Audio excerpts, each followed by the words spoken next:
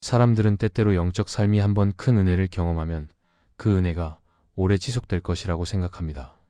마치 큰 식사를 했으니 며칠은 배고프지 않으리라 말하는 것처럼 말입니다. 그러나 영적 생활은 그렇게 작동하지 않습니다. 사람은 한 번의 기도로 평생을 버티지 못하고 한 번의 부흥회로 1년을 살아내지 못합니다. 오히려 신앙은 매일의 숨과 같고 매일의 양식과 같고 매일의 은혜를 필요로 합니다. 영적인 생명은 자동으로 유지되지 않습니다. 영적 삶은 방심하면 줄어들고 멈추면 식어지고 내버려 두면 사라집니다. 그럼에도 사람들은 종종 영적인 방심을 가볍게 여깁니다. 죄는 무서워하고 유혹은 경계하지만 방심은 장난처럼 여깁니다. 그러나 성경과 교회 역사에서 가장 큰 패배는 전쟁터가 아니라 방 안에서 일어났습니다. 사단이 공격을 시작할 때 대포 소리가 나지 않습니다. 조용히 들어오고 은근히 눌러앉고 어느 순간 우리의 경계를 통과합니다. 그리고 나중이 되어서야 우리는 이 모든 일이 방심 속에서 일어났다는 사실을 깨닫습니다. 어떤 사람은 저는 지금 죄에 빠져 있지는 않습니다 라고 말합니다. 그러나 죄가 아직 시작되지 않았다고 해서 안전한 것이 아닙니다. 영적인 방심은 죄의 전 단계이며 방심한 사람은 이미 싸움을 멈춘 사람입니다. 싸움을 멈춘 사람은 패배하지 않아도 후퇴하고 있습니다. 영적 전쟁에서 중립은 없습니다. 깨어 있거나 잠들어 있거나 둘 중 하나입니다. 사람은 깨어 있을 때 죄를 이기고 잠들어 있을 때 죄에게 잡힙니다. 영적 방심의 무서운 점은 크게 드러나지 않는다는 것입니다. 방심은 처음부터 소란스럽지 않고 처음부터 위험해 보이지도 않습니다. 방심은 부드럽고 조용하며 예의 바르고 피곤한 마음을 이해하는 것처럼 다가옵니다. 방심은 우리에게 이렇게 말합니다. 잠시 쉬어도 괜찮다.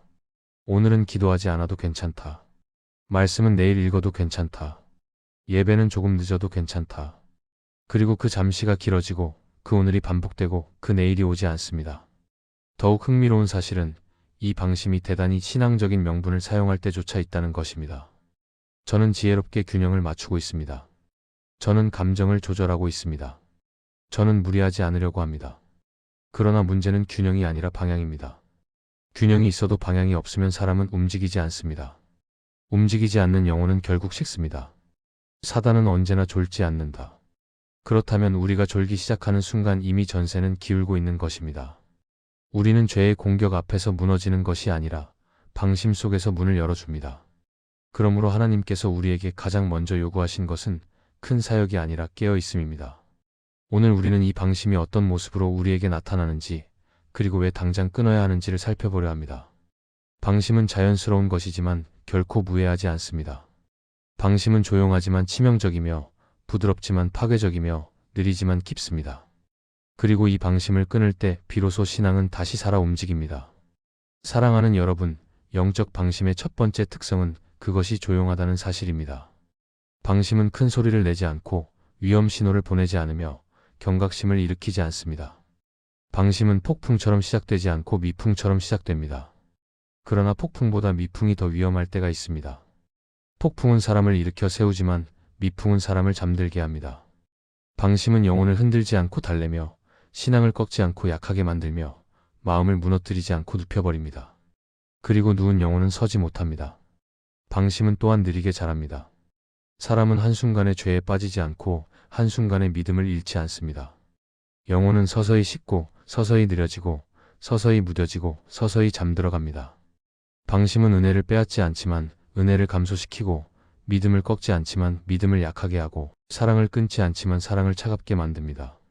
사람은 방심 속에서 기도를 잃고 말씀을 잃고 예배의 마음을 잃습니다. 이 과정은 조용하고 지속적이며 깊습니다. 방심은 또한 전투를 중단시키는 데 목적이 있습니다.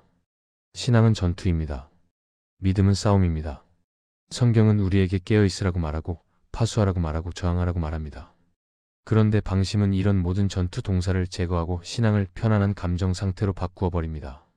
신앙이 전투에서 감정으로 바뀔 때 사람은 더 이상 사단을 경계하지 않게 됩니다. 사단이 가장 쉽게 침투하는 순간은 사람이 싸움을 멈춘 순간입니다. 사단은 그때를 기다립니다. 사단은 강한 사람을 두려워하는 것이 아니라 깨어있는 사람을 두려워합니다. 반대로 사단은 약한 사람을 좋아하는 것이 아니라 잠든 사람을 좋아합니다. 방심은 은혜를 빼앗지 않고 은혜의 통로를 막습니다. 기도는 그 통로 중 하나입니다. 방심한 사람은 기도하지 않습니다. 기도하지 않는 이유는 하나님을 믿지 않기 때문이 아니라 하나님을 찾을 힘이 없기 때문입니다. 방심한 사람은 영적 게으름과 육적 피곤함을 분별하지 못합니다. 피곤함은 쉬면 회복됩니다. 그러나 방심은 쉬면 악화됩니다. 방심은 쉬는 것이 아니라 멈추는 것입니다. 멈춘 사람은 더 이상 앞으로 가지 않고 앞으로 가지 않는 사람은 결국 뒤로 밀립니다. 방심은 또한 예배의 감각을 둔하게 만듭니다. 예배는 하나님을 바라보는 행위인데 방심은 하나님에서 자신으로 시선을 이동시킵니다. 예배는 영혼을 들어 올리지만 방심은 영혼을 눕게 합니다. 예배는 사람을 깨어있게 하지만 방심은 사람을 잠들게 합니다. 그래서 영적 방심이 길어질 때 예배는 습관이 되고 습관은 형식이 되고 형식은 무게가 되고 무게는 결국 부담이 됩니다. 사람들이 예배를 지루해하기 시작할 때 이미 영혼은 방심 속에서 잠들기 시작한 것입니다. 방심은 또한 죄의 문이 열려있는 상태입니다. 방심은 아직 죄가 들어온 상태는 아닙니다. 그러나 문이 열려있고 수비가 사라진 상태입니다. 죄는 힘으로 문을 열지 않고 열린 문을 통과합니다. 방심은 방어의 철수이며 영적 관문의 개방입니다. 영혼이 방심할 때 사단은 공격하지 않고 침투합니다. 사단은 넘어뜨리지 않고 점령합니다. 이것이 방심의 무서움입니다. 그러나 하나님은 방심 속에서도 사람을 버리지 않으십니다. 하나님은 졸지도 않으시고 주무시지도 않으시며 우리가 방심할 때 하나님은 깨어 계십니다. 하나님은 방심한 사람에게 더 많은 일을 요구하시지 않고 더 많은 힘을 요구하시지 않습니다. 하나님은 단지 영혼이 눈을 뜨기를 원하십니다. 방심은 마취된 상태이지 죽은 상태가 아닙니다. 마취된 사람은 깨울 수 있습니다. 하나님께서 방심을 끊으라고 말씀하실 때 그것은 정죄가 아니라 회복입니다. 사랑하는 여러분, 영적 방심의 두 번째 특징은 그것이 사소함 속에 숨어 있다는 것입니다. 방심은 큰 함성을 지르지 않고 소리 없이 다가옵니다. 방심은 위협처럼 보이지 않기 때문에 위험합니다. 사람들은 방심을 죄보다 가볍게 여기고 유혹보다 만만하게 여기며 시험보다 무해하다고 생각합니다.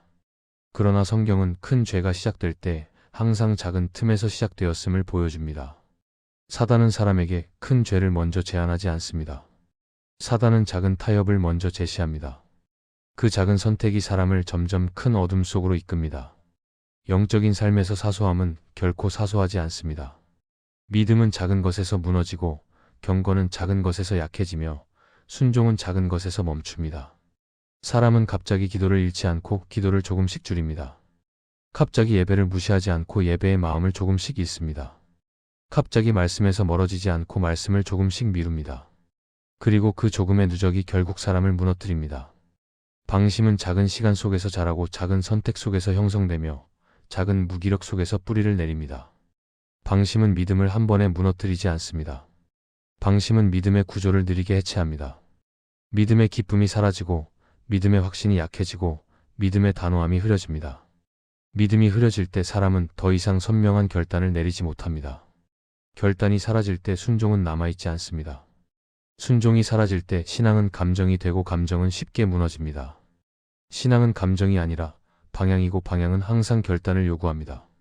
방심은 이 결단을 약하게 만들고 결국 방향을 흐리게 만듭니다. 방심은 영적 태도를 부드럽게 마비시킵니다. 사람은 방심할 때 죄를 두려워하지 않고 사단을 경계하지 않고 교만을 의식하지 않습니다. 방심은 거룩에서 사람을 빼내어 중립처럼 보이는 자리에 두지만 실제로는 중립은 없습니다. 영적 전쟁에서 중립은 후퇴이며 중립은 패배이며 중립은 손실입니다. 사람은 방심할 때 영적 감각을 잃고 영적 분별을 잃고 영적 긴장을 잃습니다. 긴장이 사라질 때 유혹은 강해지고 유혹이 강해질 때 죄는 가까워집니다. 방심은 또한 유혹의 시간표와 맞물려 움직입니다. 사단은 깨어있는 사람을 공격하지 않고 방심한 사람을 유혹합니다. 방심은 유혹의 문을 열어주고 죄는 열린 문을 통해 들어옵니다. 죄는 문을 부수지 않고 열린 문을 지나갑니다. 그래서 방심은 죄보다 먼저 오고 죄를 위해 자리를 준비합니다. 사람이 방심할 때 유혹은 공격이 아니라 제한처럼 보입니다. 제한은 부담이 없지만 그 제한을 수용하면 결국 영혼은 공격당합니다. 제한은 가벼워도 결과는 무겁습니다. 그러나 이 방심의 무서운 점은 그것이 곧바로 절망으로 이어지지 않는다는 것입니다. 방심은 사람을 깨닫게 하지 않고 느리게 무기력하게 만들고 무기력하게 된 사람은 다시 방심합니다. 이것이 방심의 순환 구조입니다. 방심은 무기력을 낳고 무기력은 더 큰 방심을 낳습니다. 이 순환이 반복될 때 사람은 영적 감각을 잃고 영적 열망을 잃고 영적 갈망을 잃습니다. 영적 갈망이 사라진 사람에게 남는 것은 종교적 습관뿐입니다. 습관은 형태를 보존하지만 생명을 보존하지 않습니다. 그러나 하나님은 이 작은 세계 속에서도 일하십니다. 하나님은 큰 회개만 요구하지 않으시고 작은 순종에서도 기뻐하십니다. 하나님은 우리가 다시 큰 일을 시작하기를 기다리지 않으시고 다시 작은 결단으로 돌아오기를 기다리십니다. 작은 순종은 은혜를 다시 흐르게 하고 작은 순종은 방심을 끊어내기 시작합니다. 작은 순종은 사람을 다시 깨어있게 만들고 깨어있는 사람은 다시 싸움으로 돌아갑니다. 사랑하는 여러분, 영적 방심이 가져오는 세 번째 위험한 결과는 사단에게 침투의 통로를 열어준다는 사실입니다. 방심은 죄를 아직 허락하지는 않지만 죄가 들어올 길을 허락합니다. 방심은 사단에게 자리를 주는 것이 아니라 사단에게 문을 남겨놓는 것입니다. 죄는 사람을 밀어붙이지 않고 사람의 방심을 통해 들어옵니다. 사단은 큰 힘으로 공격하지 않고 작은 틈으로 침투합니다. 영적인 전쟁에서 승패는 큰 전투에서 결정되지 않고 문이 열려있는가 닫혀있는가에 따라 결정됩니다. 사단은 깨어있는 사람을 절대 쉽게 공격하지 않습니다. 깨어있는 사람은 기도하며 말씀을 붙들며 마음을 지키며 자신의 영혼을 살핍니다. 그러나 방심한 사람은 마음을 풀어놓고 감각을 내려놓고 경계를 제거합니다. 방심한 사람은 기도를 멈추고 예배의 긴장을 잃고 말씀의 자리에서 멀어집니다. 사단은 정확히 그 지점을 노립니다. 사단은 쉽게 넘어지는 사람을 노리지 않고 쉽게 잠드는 사람을 노립니다. 잠든 사람은 저항하지 않기 때문입니다. 사단의 전략은 서두르지 않고 기다리는 것입니다. 사단은 방심한 사람을 당장 넘어뜨리려 하지 않습니다. 사단은 침투하고 눌러앉고 자리를 확보하고 시간을 투자합니다. 사단은 첫날의 결과를 요구하지 않고 첫날의 자리를 요구합니다. 자리를 얻은 사단은 영향력을 얻고 영향력을 얻은 사단은 권세를 얻습니다. 그리고 권세를 얻은 사단은 결국 순종을 요구합니다. 이것이 죄의 진행입니다. 죄는 침투로 시작하여 영향으로 이어지고 결국 통제로 완성됩니다. 방심의 무서움은 그 침투를 모른다는 데 있습니다. 사람은 사단이 공격하면 깨닫습니다. 그러나 사단이 침투하면 깨닫지 못합니다. 사단의 공격은 사람을 깨우지만 사단의 침투는 사람을 더 깊이 잠들게 합니다. 그래서 방심이 길어질수록 영적 분별력이 약해집니다. 분별력이 약해지면 죄는 더 이상 죄처럼 보이지 않고 유혹은 더 이상 유혹처럼 보이지 않으며 영적 무기력은 더 이상 문제처럼 느껴지지 않습니다. 이것은 패배보다 더 깊은 상태입니다. 사단은 방심한 사람에게 피곤한 마음을 죄와 동일시하게 만들고 게으름을 지혜로 포장하게 만들고 신앙적 열망을 감정적 기복으로 축소하게 만들고 순종을 부담으로 해석하게 만듭니다. 이 모든 일은 공격이 아니라 해석의 왜곡을 통해 일어납니다. 사단은 방심한 사람을 직접 설득하지 않고 그의 해석을 바꿉니다.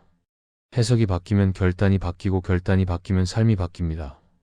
이 침투의 결과는 결국 예배의 약화로 나타납니다. 예배는 영혼이 하나님께로 향하는 최고의 방향 전환인데 방심은 방향을 잃게 만듭니다. 사단은 예배를 버리게 하지 않고 예배를 둔하게 만듭니다. 둔한 예배는 하나님을 기쁘게 하지 않고 영혼을 살리지 않습니다. 둔한 예배는 종교적 의무만 남기고 생명을 제거합니다. 방심은 또한 기도를 무너뜨립니다.